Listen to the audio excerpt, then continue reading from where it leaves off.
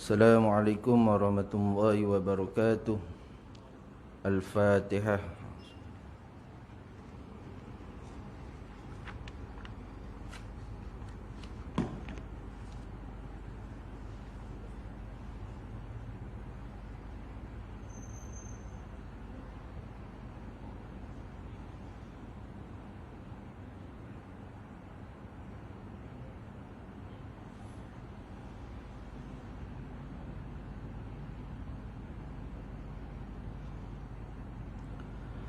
A'udzu billahi minasyaitonir rajim. Bismillahirrahmanirrahim. Alhamdulillahi rabbil alamin, wassalatu wassalamu ala sayyidina Muhammadin wa ala alihi wa sahbihi ajma'in. Subhanaka la ilma lana illa ma 'allamtana innaka antal alimul hakim. Rabbi syrah li sadri wa yassir li amri wahlul 'uqdatam min lisani yafqahu qawli. Wala haula wala quwwata illa billahil aliyyil azim. Qala Allah subhanahu wa ta'ala fi kitabihil karim. A'udzu billahi minasyaitonir rajim. Ya ayyuhalladzina amanu taqullaha haqqa tuqatih wa la tamutunna illa wa antum muslimun. Wahai sekalian orang-orang yang beriman, bertakwalah kamu kepada Allah dengan sebenar-benar takwa, dan janganlah kamu mati melainkan mati dalam keadaan Islam. Yang saya hormati Tuan Pengerusi Surau An-Nur Badar Puteri, Tuan-tuan Imam, Tuan-tuan Bilal, Ahli Jawatan Kuasa Surau, seterusnya tuan-tuan, puan-puan muslimin muslimat yang dirahmati Allah sekalian. Pertama sekali, marilah kita memanjatkan setinggi-tinggi kesyukuran kepada Allah Subhanahu Wa Taala kerana kita diberikan sekali lagi kesempatan untuk bertemu, biarpun dalam suasana yang agak berbeza, kerana kita menghadapi situasi satu musibah ataupun wabak yang melanda negara kita khususnya dan umumnya di seluruh dunia, iaitu wabak COVID-19, yang mana ia menjejaskan rutin kehidupan kita, pekerjaan kita, pendapatan kita, ya, dan juga amalan-amalan kita, ya, untuk kita beribadah kepada Allah Subhanahu Wa Taala. Namun semua itu adalah satu ujian dan tarbiyah daripada Allah Subhanahu Wa Taala untuk sama-sama kita muhasabah selama ini sebelum wabak melanda kepada kita yang kita hadapi sama-sama ni. Apakah selama ini kita betul-betul mengambil kesempatan beramal dan juga melakukan sesuatu amalan itu, pekerjaan itu dengan tanggungjawab yang diberikan. Mudah-mudahan dengan muhasabah itu dapat membantu kita membuat dari segi perubahan, meningkatkan kualiti kehidupan kita, dan seterusnya kita berazam untuk menentukan perkara-perkara yang kita boleh lakukan selepas ini, insya-Allah.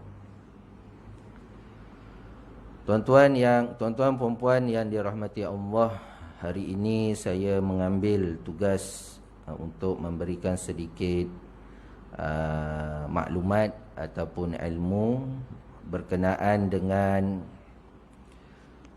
bab munakahat. Hari ini saya nak terus masuk perbincangan bab talak. Bab talak, talaq, berkenaan dengan talak ni tuan-tuan, memang diakui sepanjang tempoh PKP ni, PPN ni, istilah baru, Kita masuk fasa ketiga tuan-tuan. Kedua tak boleh rentas negeri lagi. Jadi tuan-tuan, memang diakuilah tekanan-tekanan dihadapi oleh pasangan-pasangan suami isteri, yang mana apabila tidak mampu kita ataupun pasangan itu tidak mampu ataupun mudah mengambil jalan singkat, ia akan, khususnya si suami ini, akan sewenang-wenangnya melafazkan talak. Saya tuan-tuan,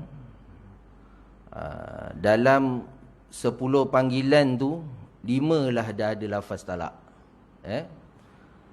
Kalau 20 panggilan tu kadang sampai 15 lafaz talak tu dah dilafazkan oleh suami.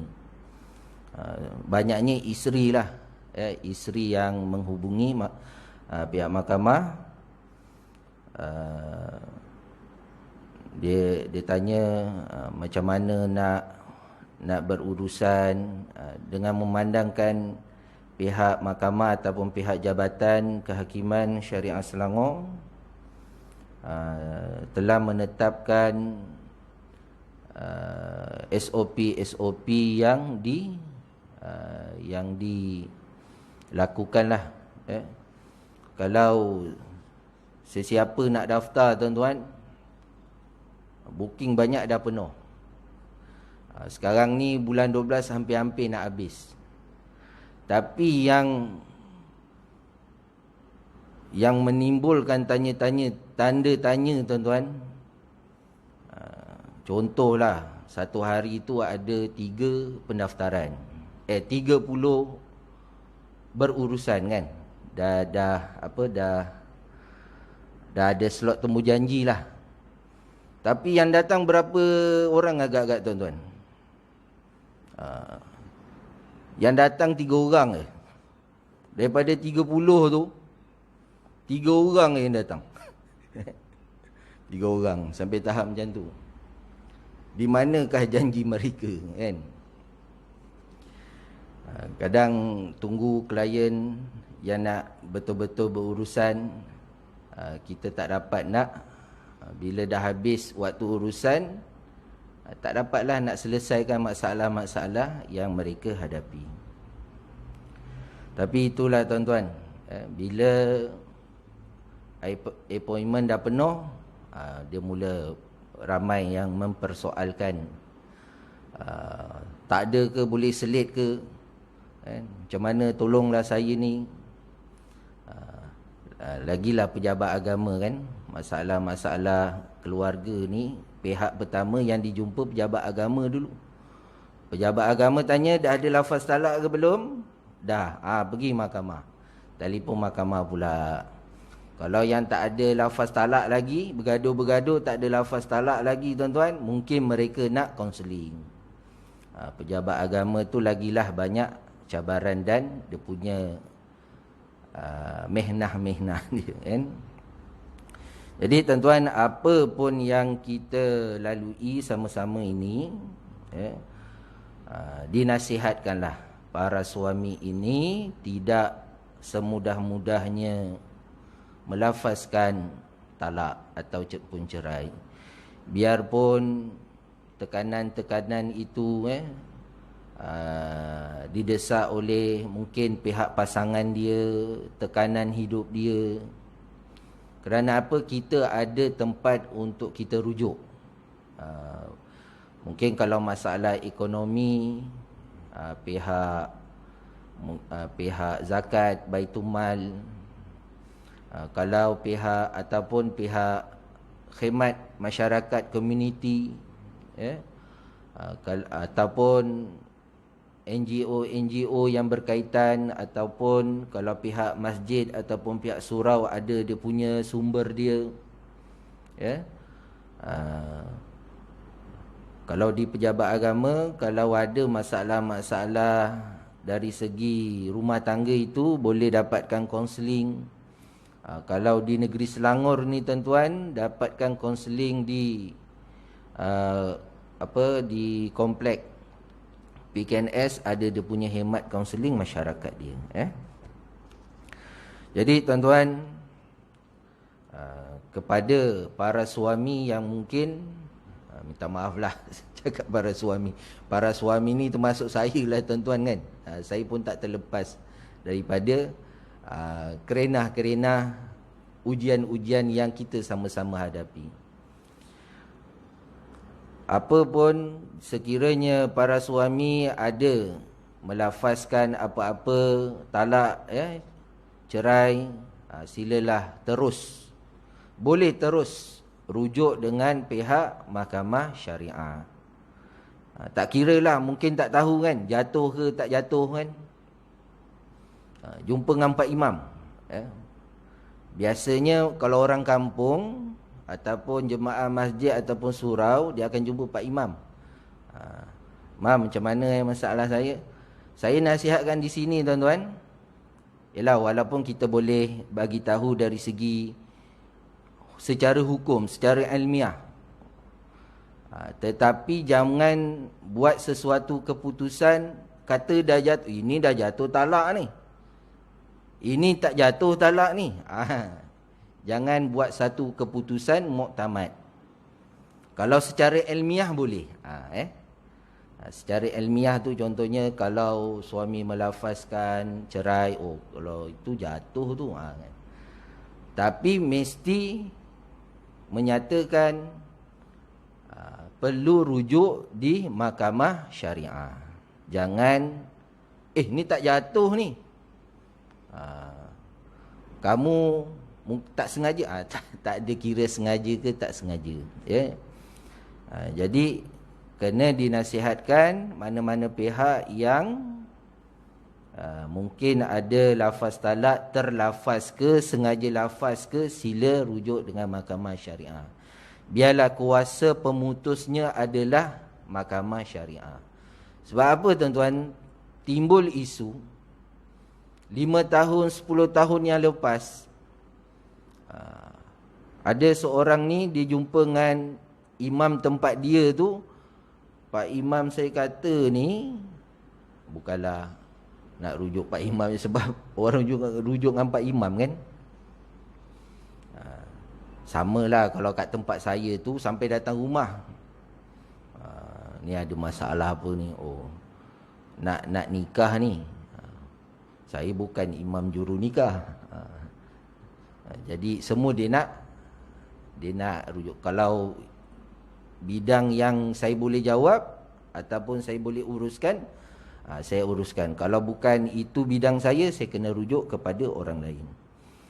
Kalau mana-mana para suami yang ada melafazkan talak, dinasihatkan terus, boleh terus rujuk ataupun temu janji dengan pihak mahkamah syariah.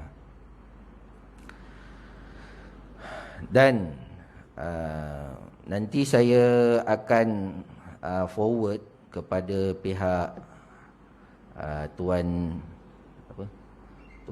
Haji Nizam forward cara-cara nak berurusan di mahkamah.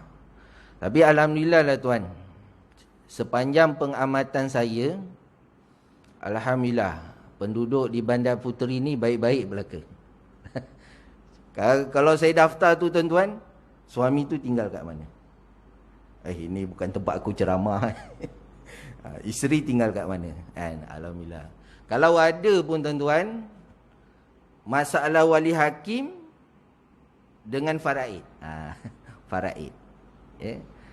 Faraid pun bukan, rata-ratanya bukan kematian di sinilah. Mungkin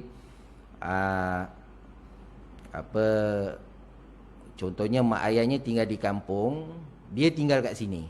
Tapi sekitar-sekitar ialah Bandar Puteri lah, dekat mungkin kat kawasan sini ke dekat depan highway tu kan. Tapi kalau berkaitan bab cerai ni, saya tak perasan lagi, tak tahulah kalau yang petugas lain dia perasan. Alhamdulillah, sepanjang saya bertugas di kaunter, alhamdulillah saya dapati penduduk Bandar Puteri ni, Kariah sini, orang apa ni, orangnya penyabar insya-Allah. Baik tuan-tuan, kita terus masuk kepada tajuk tentang bab talak. Tolak, tolak. Bukan tolak, tolak. Kalau bahasa Melayu talak. Kalau maksud dia cerai, putus, Talak bermaksud, pengertiannya, talak dari segi bahasa bermaksud lepas dan terlepas. Lepas dan terlepas. Sengaja ke, tak sengaja ke, kemungkinan lafaz itu boleh jadi jatuh. Sementara dari segi syarak, ia bermaksud melepaskan ikatan perkahwinan dengan lafaz talak dan seumpamanya. Lafaz ni tuan-tuan, talak ni, dia yang paling utama kebiasaannya suami, dia melafazkan. Dia bercakap kepada suami. Dia bercakap kepada isteri. Kan kalau ada salah faham, bertengkar dengan pihak isteri, dah sampai satu tahap maksimum dah tak boleh tahan, dia melafazkan talak. Ataupun bahasa Melayunya melafazkan cerai. Ada perkataan cerai. Bila dia akad nikah tu tuan-tuan, dia dah mengikat tanggungjawab dia dengan isteri. Itu akad nikah. Perjanjian nak jaga isteri dia tu sebagai teman hidup. Jaga betul-betul. Jaga makan, minum, tempat tinggal, hak-hak dia. Sebab kita dah berakad, aku janji nak jaga dia, nak bimbing dia, nak pimpin dia. Janji masa bila? Akad nikah. Tu sebab tuan-tuan, bukan bila nak urusan akad nikah ni di pejabat agama ke atau di mana-mana sekalipun, sekarang ni dah kena ada temu janji. Dah ada temu janji, tarikh dah terlepas pun kena buat temu tarikh janji yang baru. Menyebabkan apa? Pasangan pengantin baru ni, dia dah tak sabar. Yalah, memang nak bernikah kan. Jadi dalam satu sudut yang lain, kena fikir daripada hikmahnya tuan-tuan. Hikmahnya apa? Mungkin kita masih ada lagi ruang untuk kita bersedia mengambil tanggungjawab sebagai seorang suami. Jangan, saya ada satu kes tuan-tuan, nikah bawah umur pula tu kan. Nikah bawah umur. Beberapa bulan, beberapa hampir setahun dah juga kan, dah ada pendaftaran nak cerai. Jadi macam mana dia ambil dulu isteri itu sebagai teman hidup, sepatutnya macam mana aku janji dia, akad dia tu untuk menjaga, membimbing isteri dia itu, perlulah kena bertanggungjawab. Sebab itu bila dah terlafaz ataupun lafaz talak itu, dia akad tu dia mengikat. Mengikat apa? Tanggungjawab itu. Bila dia dah lafaz talak, terputus tanggungjawab itu. Tapi bukan terputus macam tu saja. Ada dia punya hukum-hukum dia, kan? Tanggungjawab hak-hak dia selepas bercerai itu. Bukan mudah kita nak melepaskan tanggungjawab itu. Sebab perempuan ini tuan-tuan adalah satu amanah dan kemuliaan di sisi Allah Subhanahu Wa Taala. Sebelum dia berkahwin, selepas dia berkahwin, semasa dalam perkahwinan dan juga selepas dia berkahwin itu, semuanya hak-hak Allah Subhanahu Wa Taala jaga. Sebab itu anak-anak perempuan kita ni tuan-tuan, yang masih dalam tanggungan kita ni, kena jaga, kena asuh betul-betul supaya mendapat kemuliaan di sisi Allah Subhanahu Wa Taala. Macam mana? Kena tutup aurat, kena bimbing dia, kena pastikan melakukan solat, tidak bergaul bebas, tidak membiarkan dia keluar begitu sahaja. Sanggupkah kita melihat anak-anak perempuan kita yang tiba-tiba keluar tanpa muhrim ke sana ke sini, tiba-tiba berlaku yang tidak baik? Bila berlaku yang tidak baik, akan mengundang keburukan-keburukan yang seperti gejala sosial. Kalau kita tak berjaga, anak-anak perempuan kita tuan-tuan akan menyebabkan keadaan yang tidak baik di kalangan masyarakat. Jadi bila anak perempuan itu dijadikan sebagai isteri, maka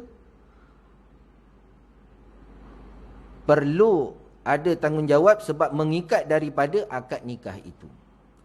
Dan si suami yang melafazkan talak, dia terputus ikatan itu. Baik. Pensyariatan talak. Dalil dia dalil daripada Al-Quran.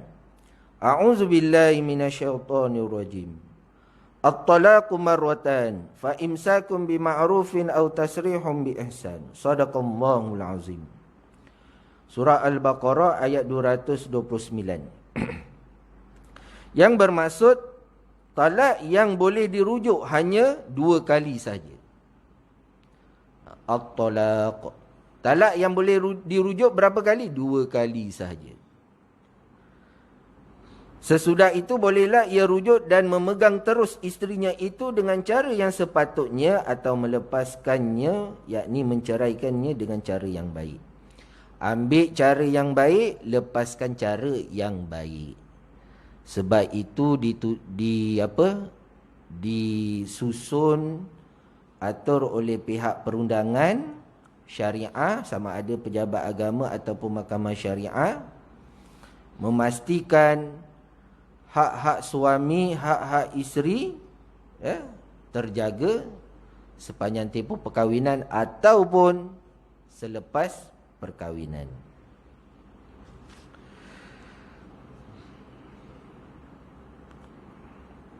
Baik, dalil dari segi sunnah. Qala Nabi sallallahu alaihi wasallam abghadul halali ila Allah taala at-talaq. Yang bermaksud sabda Rasulullah sallallahu alaihi wasallam, perkara halal yang amat dibenci oleh Allah ialah talak.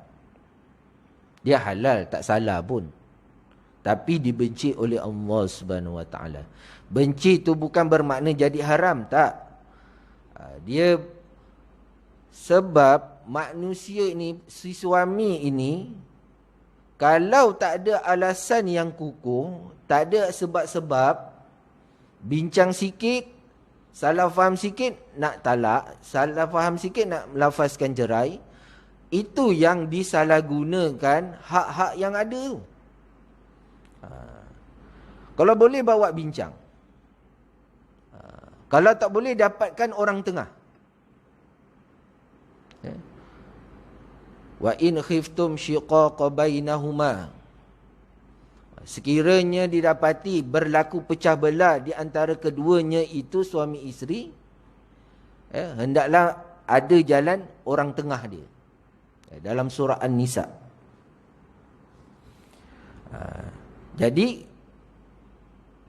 kalau kita dapati mungkin pihak si isteri itu telah melanggar hukum syarak ataupun tidak mentaati suami yang patuh kepada perintah Allah, maka kalau nak berlaku perceraian kena ada proses-proses dia. Tapi kalau ada juga mungkin si suami ini mungkin dah tak tahan kan, tak tahan dengan kerana isteri dia, mungkin lepas tu dicabar, terlepas juga pada masa itu, maka kena disahkan di mahkamah syariah. Jadi yang dimaksudkan di sini tuan-tuan oleh Nabi SAW, talak adalah perkara yang dibenci oleh Allah. Sebab apa? Sebab kalau tidak ada alasan-alasan yang kukuh, yang munasabah, bincang sikit nak lafazkan talak, ada salah faham sikit, ceraikan isteri macam tu sahaja. Tak bolehlah begitu. Kena ada keseimbangan, pertimbangan yang betul lah. Dari segi ijma', semua ulama' sepakat tentang syariatan talak tanpa seorang pun yang berkecuali. Maka kalau ada lafaz talak itu, para ulama' menyatakan talak itu adalah sekiranya menurut kepada hukum-hukum syarak, rukun-rukun talak, maka talak itu adalah disepakati oleh semua ulama'. Hikmah pensyariatan talak. Perkahwinan adalah untuk mengekalkan kehidupan berumah tangga pasangan suami isteri. Rumah tangga ini adalah dibina untuk kehidupan. Untuk kita kekalkan kehidupan selepas akad nikah itu sebagai teman hidup kita, sebagai suami isteri.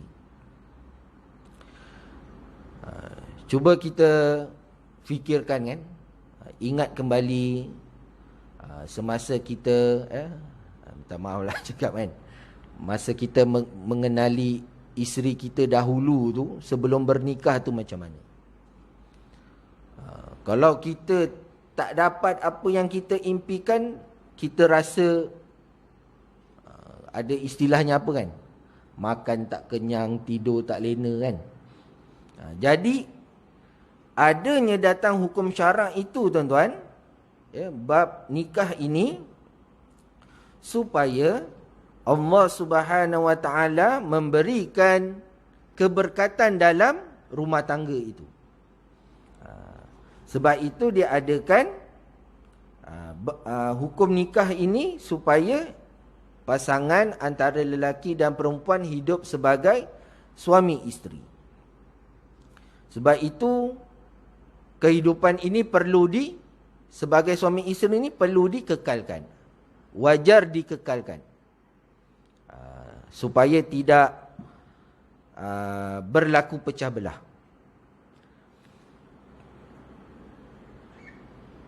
Dan tidak sewenang-wenangnya para suami itu melafazkan talak begitu sahaja.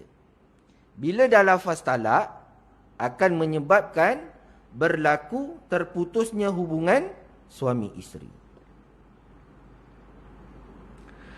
Dan juga antara suami dan isteri itu supaya mematuhi adab pergaulan yang digariskan oleh hukum syarak.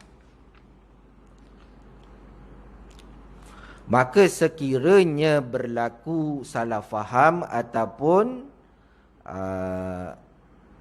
kebencian, maka dibolehkan untuk sama ada untuk mengekalkan ataupun mengambil langkah untuk bercerai secara baik. Sebab itu firman Allah Subhanahu Wa Taala yang dibacakan tadi tuan-tuan, fa imsakum bima'rufin aw tasrihum bi ihsan. Ambil cara yang baik, lepaskan cara yang baik. Supaya tidak kita ambil ceraikan macam tu, ya. Itu yang dilarang ataupun yang tidak digalakkan oleh Islam. Jadi tuan-tuan, ya, sebagai kita ni menerajui bahtera rumah tangga ini tuan-tuan, perlulah kita mengambil langkah yang sebaiknya supaya tidak memutuskan hubungan pernikahan itu begitu saja. Baik, jenis talak. Jenis talak terbahagi kepada 3 berdasarkan pelbagai keadaan. Keadaan pertama, jenis talak ni ada 2 jenis. Jelas atau tidak jelas. Baik, saya pergi kepada rukun-rukun nikah, rukun-rukun talak.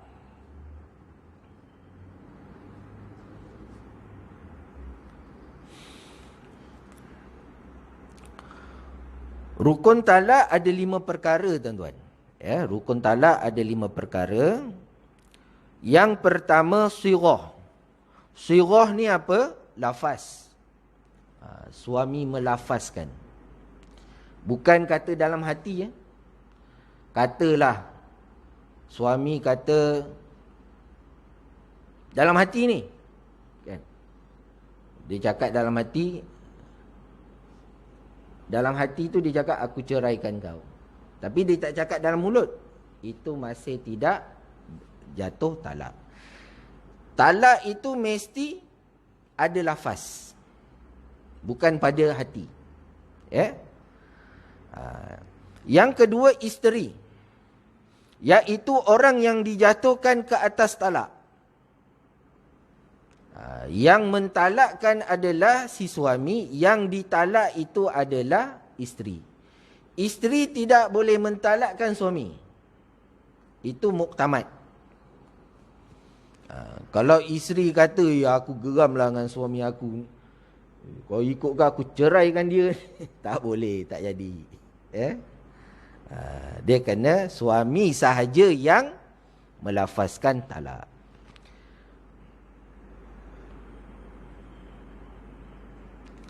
Yang ketiga wilayah, iaitu kuasa perintahnya, kuasa yang diberikan kepada si suami itu. Siapa kuasa itu? Kuasa talak itu siapa? Suami. Ya. Bukan kuasa itu oleh si isteri. Ataupun orang pihak ketiga, ataupun wali dia pun tidak boleh menggunakan kuasa talak itu. Yang keempat, qasad, iaitu diqasad lafaz bagi maknanya. Contohnya, aku ceraikan kau. Apa maknanya? Aku talak engkau. Aku pisah engkau. Tapi tuan-tuan, di Malaysia ni ada dibincangkan lafaz-lafaz yang mana tak perlu niat, ada yang perlukan niat. Nanti kita bincangkan. Yang kelima, suami, orang yang menjatuhkan talak. Isteri, orang yang dijatuhkan talak. Saya ulang sekali lagi, rukun talak. Yang pertama, sirah, iaitu lafaz isteri. Wilayah, ya, perintah yang diberikan kuasa talak itu. Keempat, qasad, yang menunjukkan makna lafaz itu. Yang kelima, suami, orang yang menjatuhkan talak. Syarat bagi suami ialah mukallaf. Kita nak nikah pun, kita pun kena mukallaf tuan-tuan ya. Yang dah akil baligh, yang dah ada tanggungjawab, yang diperintahkan oleh Allah Subhanahu wa taala. Salah satunya kita diwajibkan solat kerana apa? Sebab kita ni mukallaf. Yang dah sempurna akal kita tuan-tuan. Tidak sah talak daripada yang tidak mukallaf melainkan mabuk.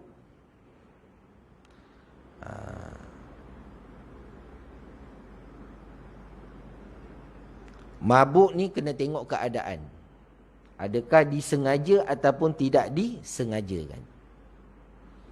Kalau dia ambil, dia minum arak tuan-tuan, tiba-tiba dia melafazkan talak pada si isteri, na'uzubillah kan, kena tengok keadaan dia. Kadang-kadang bila perbicaraan ya, di mahkamah, dia tak mengaku bila saya lafazkan talak. Kat situ kena berhati-hati supaya mabuk yang dibuat, yang disengajakan, sekiranya suami melafazkan talak itu, boleh juga menjatuhkan talak. Yang kedua, ikhtiar sendiri. Tidak sah jika dipaksa walaupun lafaz itu tidak berbentuk turiah. Tidak sah dipaksa. Ikhtiar sendiri ni maknanya tuan-tuan, dia keputusannya dia melafazkan. Contohnya, bincang-bincang dengan isteri ada salah faham, bertegang urat, bertengkar. Kat situ dia jangan sewenang-wenangnya melafazkan talak macam tu. Itu kalau dia lafazkan juga, sebenarnya tak ada paksaan pun. Cuma salah faham, mungkin tekanan-tekanan tertentu. Sama ada tak boleh tahan ke apa, itu ikhtiar dia sendiri. Dan dia mengetahui yang dia lafazkan talak itu.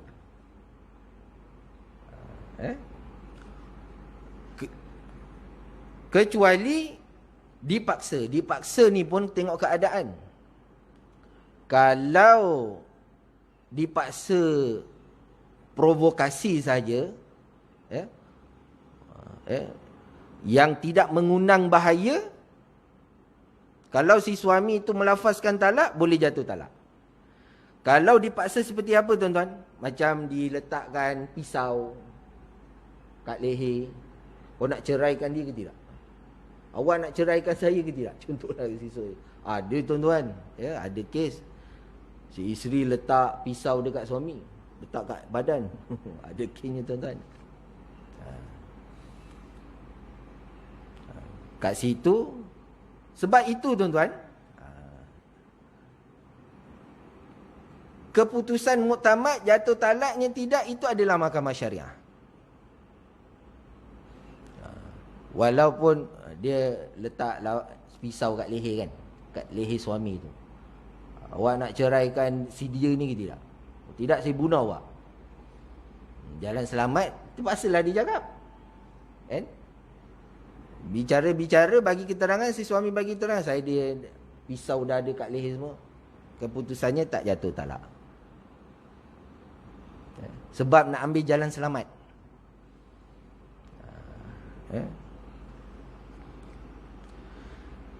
Keterangan turiah iaitu perkataan yang mempunyai dua makna, seperti ia niat talak kepada perempuan yang bukan isterinya, atau ia niat dengan lafaz talak itu untuk menghuraikan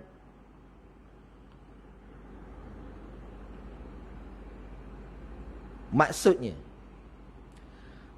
Turiah ni tuan-tuan, contohlah ada orang atau okay, tuan-tuan sikit ada si isteri ataupun orang lain meletakkan senjata tajam kat leher isteri,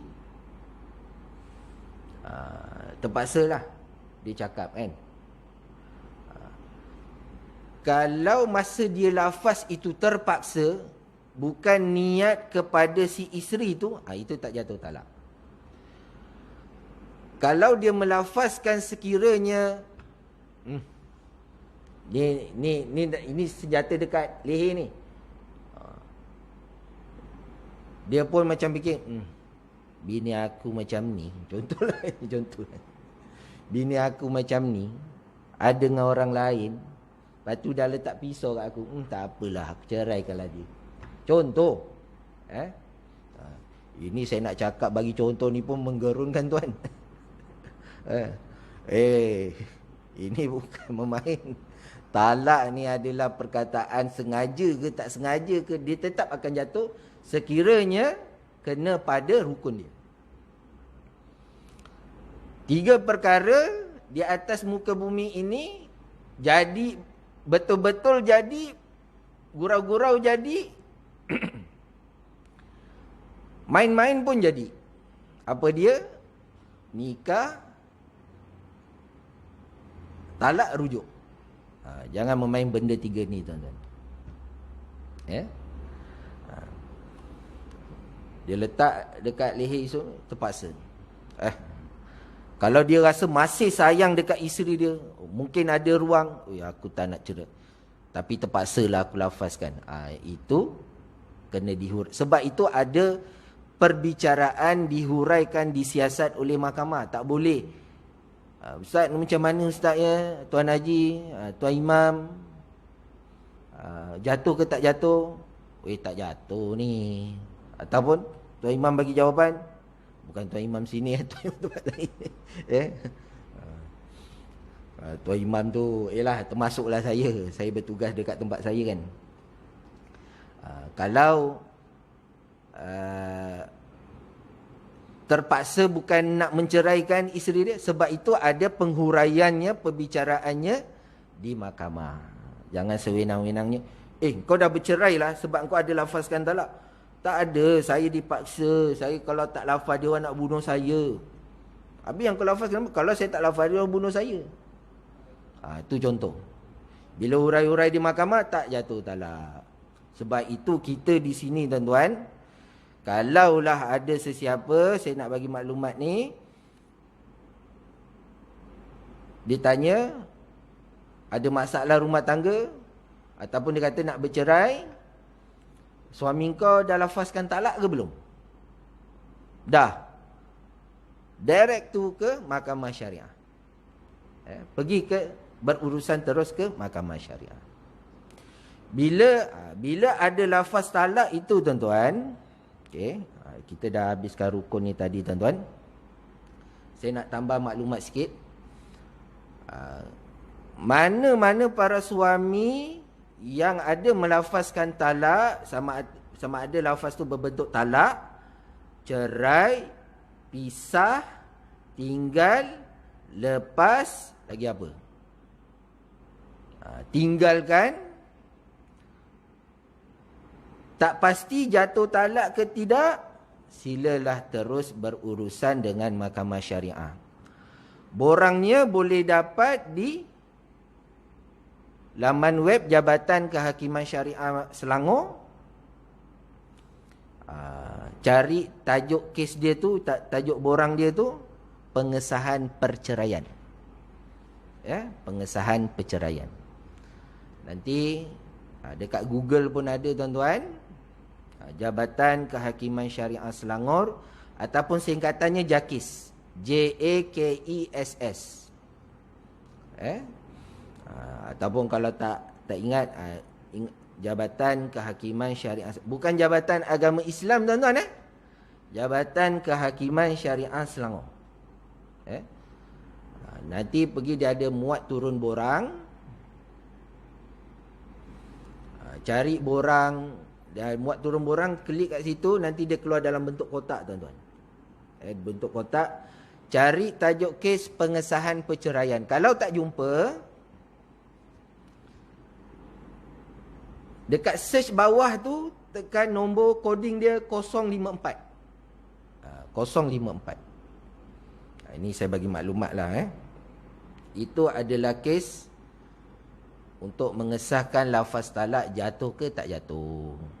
Lafaz luar mahkamah. Terus kat situ ambil slot temu janji sekali pun boleh. Datang mahkamah tu dah ada borang dia dah. Dah ada borang dia. Tapi kalau ada apa-apa masalah, mungkin dari segi tarikh temu janji, bolehlah menghubungi pihak mahkamah ataupun pihak jabatan, supaya pihak jabatan ataupun pihak mahkamah mungkin boleh melihat tarikh-tarikh yang ada. Dalam secara online tu tuan-tuan, ada dinyatakan tarikh-tarikh yang diberi oleh pihak jabatan. Jadi tuan-tuan, bila kita membicarakan pasal talak ini tuan-tuan, kita harus sedar bahawa bukan mudah tanggungjawab kita sebagai suami. Kalau tersilap kata, tersilap lafaz, kita takut-takut akan meruntuhkan institusi keluarga. Dan juga setiap apa yang kita katakan kepada isteri, pastikan lafaz talak tu jangan disebut-sebut. Jangan disebut-sebut.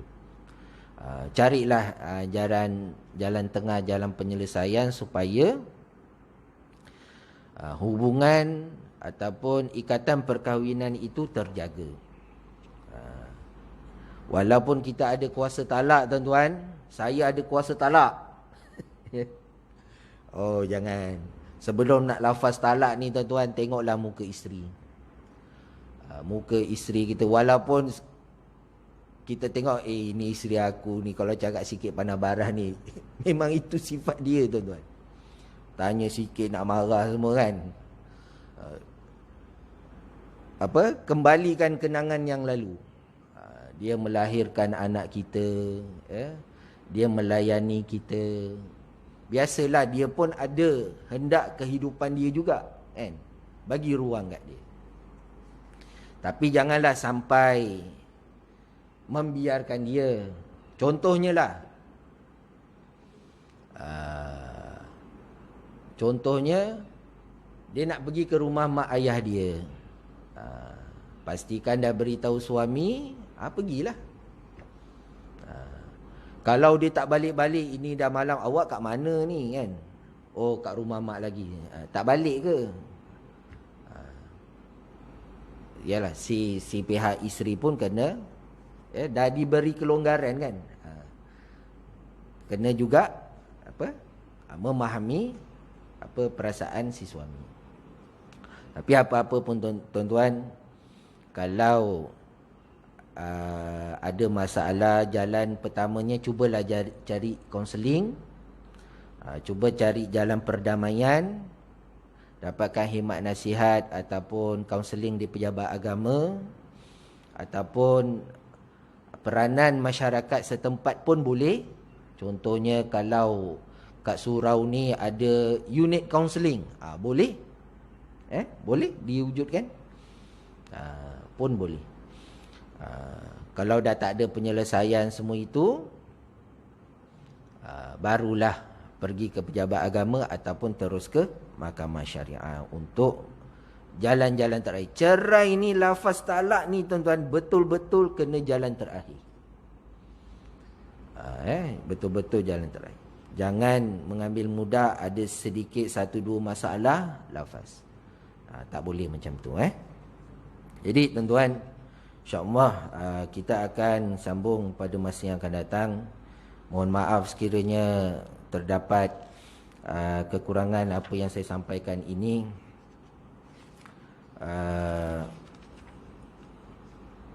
InsyaAllah kita akan sambung kepada bab-bab berkaitan dengan rukun ataupun syarat-syarat yang lain, supaya kita memahami situasi, supaya kita berhati-hati dalam perkara talak ini, tuan-tuan. Saya, tuan-tuan kan, kalau si suami tu, kalau dia buat permohonan perceraian depan hakim, si suami tu tak tahu baca. Alamak, siapa nak baca kan? Saya lah kena baca kan. Tak patut. Nak melafaz, nak mengajar tu, tuan-tuan, bergetar hati, tuan-tuan. Bahawa saya sebut nama suami, saya bila bab lafaz talak ni, saya terpaksa tegaslah sikit. Bahawa saya, nama kamu, terpaksa kita nak betul-betul tegas. Yang melafazkan itu adalah dia. Kan? Adalah si suami tu yang tak tahu membaca. Bahawa saya, nama kamu dengan ini menceraikan isteri saya. Tak takut, tuan-tuan, lafaz macam tu, kan? Sebut nama isteri dengan talak satu. Jadi nak mengajarkan orang ni, tuan-tuan, ya Allah, itulah cabaran yang kita nak mengajar orang. Sebab itu lafaz talak ini tidak boleh dibuat main, ya. Wallahu alam. Ada apa-apa persoalan, tuan-tuan? Talak ni senang nak faham. Jangan lafazkan talak. Itu saja. Jadi saya rasa sekadar itu. Mudah-mudahan Allah Subhanahu Wa Taala memberikan kehidupan perkahwinan kita, tuan-tuan. Kita jagalah sama-sama perkahwinan kita supaya kita mendapat naungan syurga daripada Allah Subhanahu Wa Taala di akhirat nanti, dan kita juga akan dipertanggungjawabkan di hadapan Allah. Mohon maaf sekali lagi sekiranya terkhilaf kata, terkasar bahasa. Mudah-mudahan Allah Subhanahu Wa Taala mempertemukan kita pada sesi yang akan datang. Wallahu alam. Kita tutup dengan tasbih kifarah dan suratul Asr. Subhanakallahumma wa bihamdika. Bismillahirrahmanirrahim.